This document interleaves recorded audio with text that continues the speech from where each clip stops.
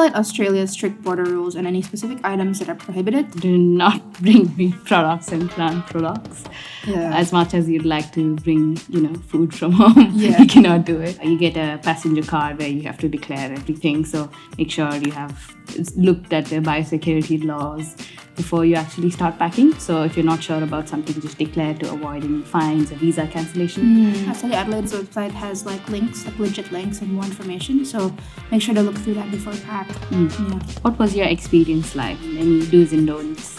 I remember bringing a few things with me. I brought my keyboard, my piano, because I enjoy playing music. So telling myself not to bring any food products. I know that's not allowed. Even though I love chili so much, I'm not allowed to bring chili.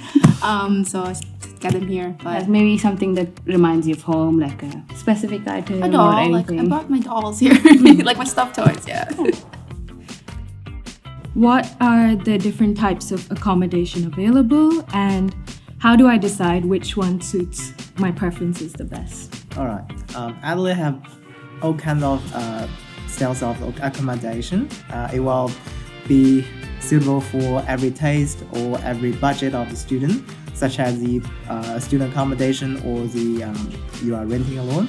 I actually choose to rent alone because I have a friend to be a roommate with me, and we have a good time to live together. So it will be a good choice. But if you do want to make more friends, you can choose the student accommodation as well. What about you? I started looking around 3 to 4 months before. I was thinking about private rentals, but since I wasn't in Adelaide, I wasn't able to actually go and visit the property. Yeah, I chose a student accommodation just because it was more convenient when arriving to a new city. Renting houses as well. Facebook is a great place to look for, but making sure to double check and getting a friend with you to go. Can you provide me with an estimate of the average rent for accommodations in the area? Yes, sure. I'm actually renting alone with my friend as my roommate. So my rent is about $650 per week.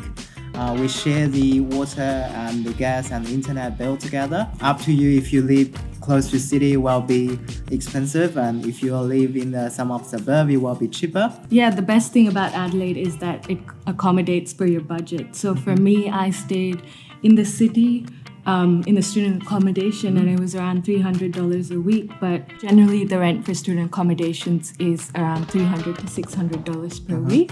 But it included all the bills, and there were social events in the student accommodation, and it was close to all the public transport as well. How many hours per week are international students allowed to work? So since July 2023, you can work 48 hours a fortnight. That's 24 hours a week during when your studies are in session. And that includes your ABN income. So if you're an Uber driver, those hours that you work are counted in that restriction. But during breaks, you can work unlimited hours, which is great. Is Study Adelaide doing anything to help international students with jobs and employment? StudyAdelaide's got an employment toolkit that provides international students with resume template, cover letter template, and some interview tips as well. And they also hold career workshops that help you build your network and develop your interview skills. Study Adelaide also has job show program. They have partnered with a lot of employers in retail and hospitality. So international students definitely have the opportunity to secure the jobs even before they arrive in Adelaide. Is it advisable to start reaching out to people on LinkedIn with similar degrees or from the same university? It's quite good to get inspired by or get information from people who are in the shoes that you want to be in.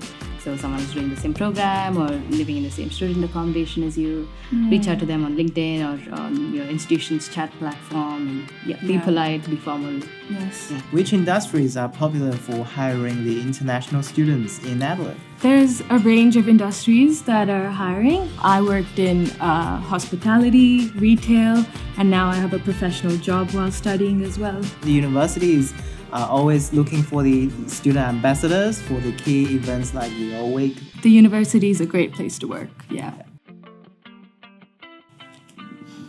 how do we actually travel from airport to our accommodations? A lot of taxis are available on the airport, and students can pay in cash, which is pretty good.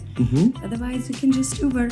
Yeah, I think a lot of accommodations and universities actually, or institutions actually offer airport pickup service. Yeah, when I came here, my university just came and picked me up. And it's kind of a chauffeur and it's quite a luxurious experience. Pretty good. Yeah, that's something I didn't expect at all. I also had my relatives pick me up. Oh, pretty lucky. Is public transportation well connected, or would I need to consider owning a car for better mobility? When I was living in the city, everything was like within walking distance. You've got free trams and free city buses. And if you want to go to like suburbs, you can actually take trains, trams, and buses as well. Yeah, I was going to say, I live in the suburbs and Yeah. I still didn't have a need to buy a car or anything because everything is so well connected. And it's very easy for students to travel around with trains, trams, and buses. International students also get the same discount as domestic students. That's a good point. Yeah, I never had the need to own like car at all, so If you're living in the city, I think you can get a bike. that's great transportation as well. Yeah. There are 4 main big banks in Australia, and there are also other small banks, and I think some of them are online. Make sure to get all your documents, or maybe just check the website. Yeah, you might like a few like passport, visa, and stuff. Yeah. Proof of address. Yeah. Where can I obtain SIM cards upon arrival, such as at the airport or nearby locations? Yeah, so once you like exit the international gate to the airport, you can get like a SIM card in the airport. And then once you like get into groove and like settle in your accommodation, you can definitely go into the city to Rundle and you can like get a student discount plan. Like Vodafone does a really good one.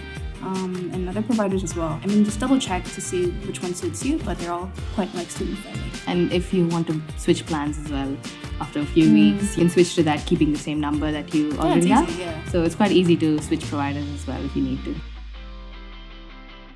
Is there someone I can follow who excels at procrastination and memes? I would say us, because we procrastinate really well. Do follow your institution's social media accounts. They post a lot of funny memes about procrastination, and that's how I procrastinate, so yeah.